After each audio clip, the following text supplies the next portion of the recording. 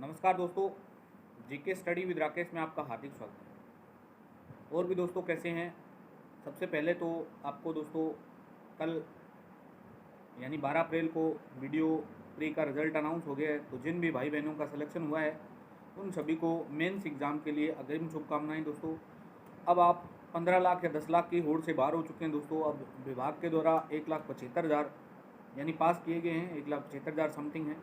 तो इतने ही यानी थोड़ी सी भीड़ में अब शामिल है और इनमें से 5300 पोस्टें समथिंग है वो सेलेक्ट होंगे दोस्तों, फाइनल सिलेक्शन होगा। तो अभी से तैयारी जुट जाना भाई, जुलाई में एग्ज़ाम है दोस्तों।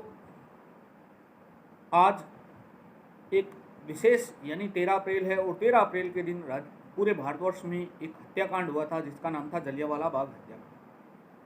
ये जलियांवाला बाग हत्याकांड की पूरी विस्तृत जानकारी मैं इस छोटे से वीडियो में संक्षिप्त रूप से देना चाहता हूं दोस्तों। आपको पता चले कि किस प्रकार अंग्रेजों ने हमारा शोषण किया और किस प्रकार जलियांवाला बाग जैसा हत्याकांड हमारे देश में। तो दोस्तों ये तो बताने की आवश्यकता नहीं है कि भारत यानी हम आधुनिक भारत पढ़ते हैं तो आधुनिक भारत के 3 चरण पढ़े जाते हैं दोस्तों।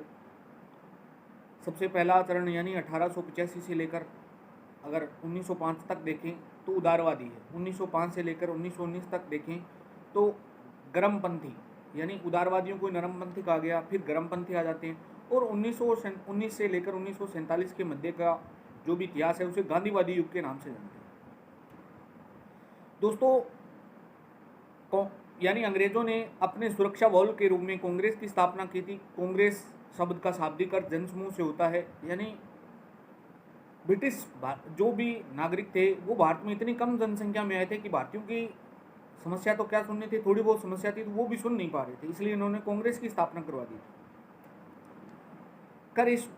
ये तो बहुत लंबा चौड़ा मैटर है दोस्तों। मैं आपको सीधा जलियांवाला बाग हत्याकांड पे लेकर आता हूँ। यानी इससे पहले 1915 में आप सभी जानते हैं गांधी आ गए थे। गांधी ने 1917 में चंपारण सत्याग्रह किया। चंपारण के बाद में अहमदाबाद मिल आंदोलन हुआ। अहमदाबाद मिल आंदोलन के बाद में खेड़ा आंदोलन जो गुजरात में हुआ दोस्तों। 3 सफल आयोजन कर देता है गांधी, यानी अहिंसा के बलबूते पर अंग्रेजों की नाक में दम कर दिया था गांधी ने। और 3 लगातार आंदोलनों को सफलतापूर्वक यानी अंग्रेजों से अपनी मांगें मनवा ली थी। अब देश में दोस्तों आए दिन क्रांतिकारी गतिविधियां बढ़ रही थी, इसीलिए अंग्रेज सरकार इन क्रांतिकारी गतिविधियों पर निरंकुश लगाने के लिए वर्ष 1919 में 17 अप्रैल 1919 को एक केंद्रीय असेंबली में बैठक होती है। केंद्रीय असेंबली में बैठक लेते हैं और एक एक्ट पारित किया जाता है। उस एक्ट का नाम था रोलेट एक्ट 1919। दोस्तों एग्जाम के दृष्टिकोण से बहुत ही महत्वपूर्ण है। और दोस्तों अब ये करंट का विषय है दोस्तों। क्यों करंट? क्योंकि अभी जलियांवाला बाग हत्याकांड डेट आई है, बैसाखी का महीना है।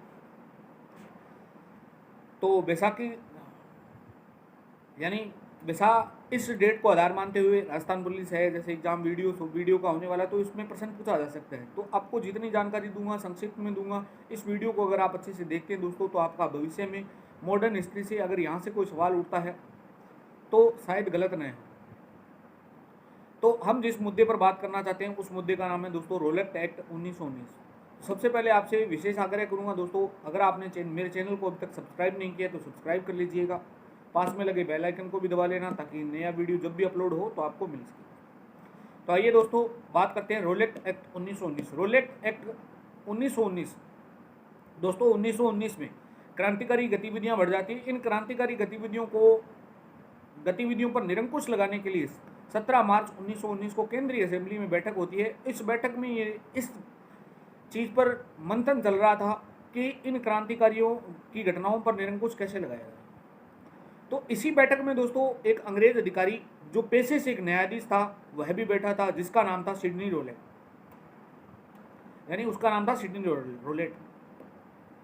अब देखो एक न्यायाधीश को ये सब बातें पता होती है कि किस प्रकार अपराधियों को दंड दिया जाना चाहिए और किस प्रकार अपराधियों को यानी जो अपराध कर रहे हैं उनकी प्रवृत्ति पर किस प्रकार से किस दंड पर रोक लगाई जाएगी। अब एक ये न्यायाधीश था पैसे से। तो दोस्तों इसने सुझाव दिया कि ना अपील ना दलील ना वकील, सीधा आरोपी को यानी जितने भी वर्तमान में क्रांतिकारी थे उनको शंका के आधार पर दमन कर दिया जाए, यानी शंका के आधार पर उनको गिरफ्तार करो और जेल में डाल दो। क्रांतिकारी बचेंगे नहीं, कितने का बचे। 1000 2000 जितने भी हैं पकड़ कर डाल दो, सब खत्म हो जाएंगे। केंद्रीय असेंबली में भारी विरोध के कारण, यानी भारतीय जनमानस भी बैठे हुए थे, भारतीय लोगों ने इसका भारी विरोध किया, लेकिन भारी विरोध के कारण अंग्रेजों ने इस एक्ट को पारित कर दिया और 21 मार्च को, यानी ये बात थी 21 मार्च को, डेट वगैरह याद रखे तो रखो तो रख लेना दोस्तों, वरना याद करने की जरूरत नहीं है। यानी 21 मार्च के दिन ये सुझाव दिया और 21 मार्च के दिन ये लागू हो जाता है दोस्तों। इसे भारतीयों के द्वारा काला कानून की संज्ञा दी गई थी। काला कानून पारित हो गया दोस्तों। तो सबसे पहले इस कानून का विरोध किया था गांधी ने, और गांधी ने 26 मार्च 1919 को सत्याग्रह सभा की स्थापना की, और सत्याग्रह सभा की स्थापना करते हुए यह आंदोलनकारियों को, जितने भी इसके साथ में आंदोलनकारी थे, उनको लेकर दिल्ली में प्रवेश करने की कोशिश करता है। तो बात थी 9 अप्रैल 1919 को। 9 अप्रैल 1919 को पलवल स्टेशन, जो हरियाणा के पास में पड़ता है दोस्तों, पलवल स्टेशन पर गांधी को गिरफ्तार कर लिया जाता है, और गांधी को गिरफ्तार करके मुंबई जेल में ट्रांसफर कर दिया जाता है, यानी दिल्ली से मुंबई ट्रांसफर कर दिया। दोस्तों ये प्रश्न बहुत बार एग्जाम में पूछा हुआ है। प्रश्न पूछा जाता है कि गांधी का भारत आगमन के पश्चात में पहली बार गिरफ्तारी कहाँ हुई थी और कब हुई थी, तो ध्यान रखना पलवल स्टेशन हरियाणा में 9 अप्रैल 1919 को हुई थी। यानी गांधी दक्षिण अफ्रीका के आगमन के पश्चात पहली बार गिरफ्तार यहाँ हुआ था। अब दोस्तों इसी काला कानून का विरोध होगा पंजाब में, और पंजाब में 2 व्यक्ति हैं जिनका नाम है डॉक्टर सैफुद्दीन किचलू और डॉक्टर सत्यपाल। नाम है डॉक्टर सैफुद्दीन किचलू और डॉक्टर सत्यपाल। ये बात थी दोस्तों 10 अप्रैल 1919 की। 10 अप्रैल 1919 को, यानी अमृतसर में एक जगह है जिसका नाम है जलियांवाला, वहां पर एक बैसाखी के दिन एक शांतिपूर्ण सभा का आयोजन किया जा रहा था। यानी इन लोगों ने पंजाब में 10 अप्रैल को सैफुद्दीन किचलू और डॉक्टर सत्यपाल ने आवाज़ उठाई थी, इनको गिरफ्तार कर लिया, और गिरफ्तार करके 10 अप्रैल को इनको गिरफ्तार किया। अब 13 अप्रैल के दिन, बैसाखी महीने के दिन, जलियांवाला बाग नामक जगह पर अमृतसर में एक सभा का, शांतिपूर्ण सभा का बैसाखी के दिन सिखों के द्वारा आयोजन करवाया जा रहा था। सर्व समाज के लोग भी शामिल थे दोस्तों, ऐसा कुछ नहीं है।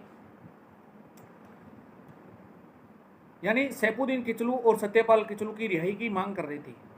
इसी समय पंजाब का लेफ्टिनेंट गवर्नर था जिसका नाम था माइकल डायर।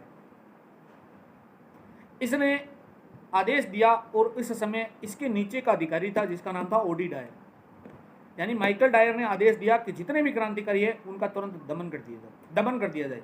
अब दोस्तों ओडी डायर जलियांवाला बाग हत्या, यानी जलियांवाला बाग जो स्थान है उस पर आता है। आगे जितने भी सभागण थे उनके आगे खड़ा, यानी आप देखने जाओ कभी तो देख लेना दोस्तों, उसका एक ही गेट है, मेन गेट से एंटर हो जाने के बाद में दूसरा कोई गेट नहीं है। अब दोस्तों वहाँ अंग्रेज अधिकारी आ गया, उसने सेना लगवा दी और सामने से बंदूकें तनवा दी दोस्तों, और उसने अंधाधुंध फायरिंग करवा दी। अंधाधुंध फायरिंग में बहुत सारे लोग मारे जाते हैं दोस्तों। अब जैसे ही मारे जाते हैं तो इस घटना का विरोध पूरे भारत में होता है, और पूरे भारत में इस घटना की निंदा की जाती है। इस घटना की निंदा करते हुए सबसे पहले रविंद्रनाथ टैगोर ने, यानी एशिया का प्रथम नोबेल पुरस्कार लेने वाला साहित्य के क्षेत्र में रविंद्रनाथ टैगोर था, गीतांजलि इनकी पुस्तक थी, उन्होंने नाइटहुड की उपाधि त्याग दी थी। नाइटहुड की उपाधि लेने वाला एशिया का प्रथम व्यक्ति था। तो रविंद्रनाथ टैगोर ने इस जलियांवाला बाग हत्याकांड के उपरांत अपनी नाइटहुड की उपाधि और सर के सम्मान को वापस लौटा दिया था। तो वहीं राजस्थान के एक वीर क्रांतिकारी जिनका नाम है जमनालाल बजाज ने अंग्रेजों द्वारा दी गई प्रदत्त एक उपाधि राय बहादुर को भी त्याग दिया था। तो इसी समय शंकर नारायण नामक व्यक्ति थे, उन्होंने वायसराय की कार्यकारिणी से त्यागपत्र दे दिया था दोस्तों। इसी समय गांधी ने इस हत्याकांड को विभिन्न हत्याकांड कहा तथा सरकार को निर्दल व बेरहम कहा। और इसी प्रकार ब्रिटिश प्रशासन 2 तरीकों से फंस गया था दोस्तों। एक तो रोलेक्ट एक्ट का पूरे भारतवर्ष में विरोध हो रहा था, ऊपर से जलियांवाला बाग हत्याकांड। तब ब्रिटिश प्रशासन ने ये कहा हम भारतीयों को कि हम इस घटना की जांच करवाएंगे, और इस घटना की जांच के लिए एक कमीशन गठित किया गया था। उस कमीशन का नाम था हंटर कमीशन 1919। हंटर कमीशन, इसका अध्यक्ष था लॉर्ड हंटर। इसमें कुल 8 सदस्य थे। 8 सदस्यों में से 5 अंग्रेज अधिकारी थे, 3 भारतीय थे। 5 अंग्रेज, हंटर है स्वयं इसका अध्यक्ष है, रस्किन है, राइस है, जॉर्ज ब्रो है और सर टॉम स्मिथ है था। भारतीयों की बात करूं तो चिमनलाल शीतलवाड़ है, साहबजादी थे और जगत नारायण, ये कुल मिलाकर 8 सदस्य थे दोस्तों। यानी हंटर कमीशन गठित कर दिया गया है एक तरफ जलियांवाला बाग हत्याकांड की जांच करने के लिए। इसी समय ब्रिटिश प्रशासन एक बिल पारित करती है दोस्तों, ब्रिटिश सरकार यानी ब्रिटिश प्रशासन या ब्रिटिश सरकार एक बिल पारित करती है। उस बिल का नाम था इंडिमिनिटी बिल। दोस्तों बहुत महत्वपूर्ण है, वीडियो देख रहे हैं तो एक लाइक शेयर कमेंट उन वीर क्रांतिकारियों के लिए जो जलियांवाला बाग हत्याकांड में हमारे लिए शहीद हुए थे दोस्तों। इंडिमिनिटी बिल पारित किया जाता है। क्या था ये इंडिमिनिटी बिल? तो दोस्तों आपको पूरी जानकारी देता हूं। ओडी डायर को बर्खास्त कर दिया जाता है इस बिल में, यानी बर्खास्त करके बाहर से बुला लिया गया था वापस, कहां? लंदन। यानी दोस्ती देखो लंदन में बैठा है और हंटर कमीशन यहां जांच कर रहे हैं। तो आप सोच सकते हो कि ब्रिटिश प्रशासन किस प्रकार की जांच करेगा। इसको लंदन बुला लिया जाता है। लंदन की संसद के द्वारा इसे हाउस ऑफ, यानी लंदन की संसद का नाम है हाउस ऑफ कॉमन। जिस प्रकार हमारी लोकसभा है उस सदन, यानी एक सदन होता है जिस हमारी लोकसभा है, उसी प्रकार हाउस ऑफ कॉमन, उस सदन से एक उपाधि भेंट, यानी ओडी डायर को एक उपाधि दी जाती है। उपाधि का नाम था ब्रिटिश साम्राज्य का शेर और इसे एक भेंट दी जाती है स्वॉर्ड ऑफ ऑनर, यानी मान की तलवार भेंट दी गई थी दोस्तों। उपाधि दी गई थी ब्रिटिश साम्राज्य का शेर। दोस्तों हजारों लोगों का हत्यारा ओडी डायर, उसे ब्रिटिश प्रशासन एक उपाधि से नवाज रहा है, ब्रिटिश साम्राज्य का शेर कह रहा है और मान की तलवार भेंट कर रहा था। और इधर हंटर कमीशन गठित कर दिया दोस्तों हम भारतीयों को मूर्ख बनाने के लिए। ओडी डायर को इसी समय सम्मानित किया जाता है और 2600 पाउंड की धनराशि से सम्मानित किया गया था दोस्तों। इसी समय एक ब्रिटिश यानी लंदन में एक अखबार प्रकाशित होता था जिसका नाम था द मॉर्निंग। द मॉर्निंग ने अखबार के जो भी संचालक थे उन्होंने चंदा इकट्ठा किया था और 30,000 पाउंड का चंदा इकट्ठा करके ओडी डायर को भेंट किया था दोस्तों, क्योंकि ये भारतीय लोगों की हत्या करके आया था। ये सब खुश हो रहे थे ब्रिटिश प्रशासन।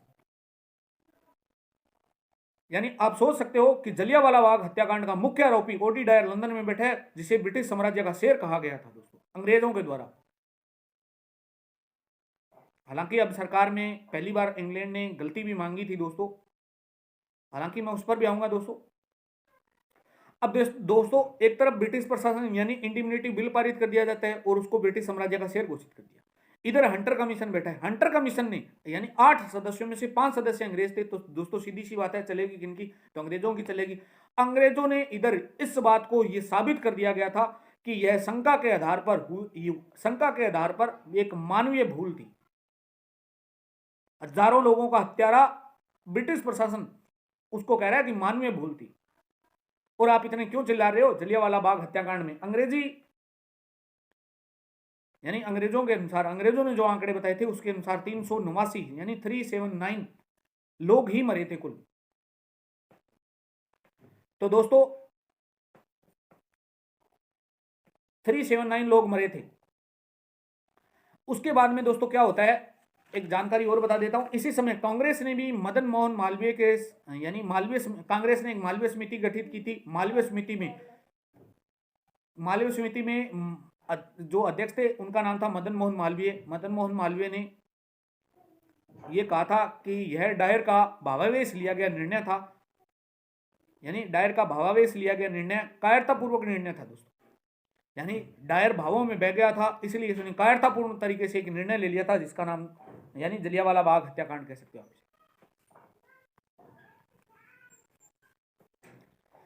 तो दोस्तों इसी समय पंजाब में मार्शल लॉ लागू कर दिया जाता है और मार्शल लॉ के दौरान एक व्यक्ति था जिसका नाम था चमनदीप। चमनदीप व्यक्ति ने इसी समय एक डंडा फौज का भी गठन किया था। यानी उसके अनुयायी, चमनदीप के अनुयायी डंडा रखते थे, जठे भी अंग्रेज मिल जाए सोट दे मिलो। यानी अंग्रेज थे कितने, चमनदीप का मानना था कि सोट में लो आगे और मराओ। तो इसी समय एक पंजाब का वीर क्रांतिकारी जिसका अगर नाम लिया जाए तो फकर से ले सकता हूं, ऊधम सिंह, इसी ओडी डायर और माइकल डायर को मारने के लिए लंदन रवाना हो जाता है दोस्तों। लंदन रवाना हुआ तो दोस्तों इसके दो दोषी थे। एक था माइकल डायर जिसने यानी पुलिस अधिकारी को आदेश दिया था, एक था ओडी डायर। ओडी डायर की तो कहते हैं मलेरिया से मृत्यु हो गई थी, यानी बुखार से मर गया था पहले ही। माइकल डायर अभी भी जिंदा था। तो वर्ष 1940 में ऊधम सिंह लंदन जाकर 1940 में सरेआम दिन दहाड़े गोली मारकर इस जलियांवाला बाग हत्याकांड के मुख्य आरोपी को गोली मारता है दोस्तों। उस दिन यानी जलियांवाला बाग हत्याकांड में जितने भी क्रांतिकारी शहीद हुए थे उनका बदला लेता है। ऐसे वीर क्रांतिकारी उधम सिंह को मैं नमन करता हूं दोस्तों। और जितने भी जलियांवाला बाग हत्याकांड में शहीद हुए थे मेरे भाई बहन, उनको भी मैं हृदय की तमाम गहराइयों से नमन करता हूं। उन्हीं की वजह से आज हम जिंदा हैं दोस्तों, उन्हीं की वजह से हमें आज आज़ादी मिली है। तो ये थी दोस्तों जलियांवाला बाग हत्याकांड की संपूर्ण जानकारी। यह वीडियो आपको कैसा लगा? अच्छा लगा तो लाइक शेयर कमेंट जरूर करना दोस्तों। एक बात याद रखना दोस्तों, हम अगर आज स्वतंत्र हैं तो वो हमारे क्रांतिकारियों की वजह से है, क्योंकि अंग्रेजों ने तो हमें नोचा था, किस प्रकार नोचा था यह वीडियो के माध्यम से मैंने आपको बताने का प्रयास किया है। तो ज़्यादा से ज़्यादा इस वीडियो को शेयर करना, ताकि सभी मेरे भाई बहन जो भी है वो इस वीडियो को देख सके और अंग्रेजों की जो नीति रही थी दोस्तों उस नीति को जान सके।